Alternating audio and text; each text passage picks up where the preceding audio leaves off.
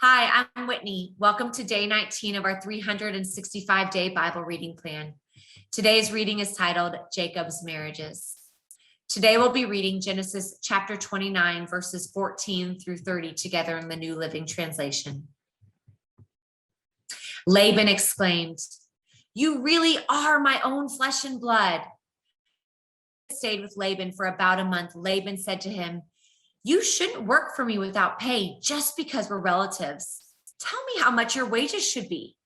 Now, Laban had two daughters. The older daughter's name was Leah, and the younger one was Rachel.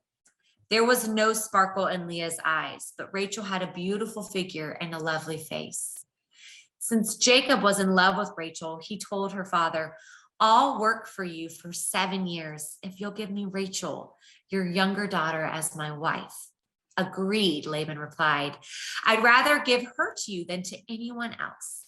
Stay and work with me." So Jacob worked to pay for Rachel, but his love for her was so strong that it seemed to him but a few days. Finally, the time came for him to marry her. "I have fulfilled my agreement," Jacob said to Laban. "Now give me my wife so I can sleep with her." So Laban invited everyone in the neighborhood and prepared a wedding feast. But that night, when it was dark, Laban took Leah to Jacob, and he slept with her. Laban had given Leah a servant, Zilpah, to be her maid. But when Jacob woke up in the morning, it was Leah. "What have you done to me?" Jacob raged at Laban. "I worked 7 years for Rachel. Why have you tricked me?" "It's not our custom here to marry off a younger daughter ahead of the firstborn," Laban replied. "But wait until the bridal week is over, then we'll give you Rachel too, provided you promise to work another 7 years for me." So Jacob agreed to work 7 more years.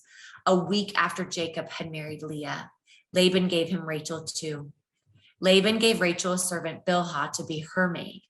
So Jacob slept with Rachel too, and he loved her much more than Leah. He then stayed and worked for Laban the additional 7 years. Thanks for joining us for today's reading.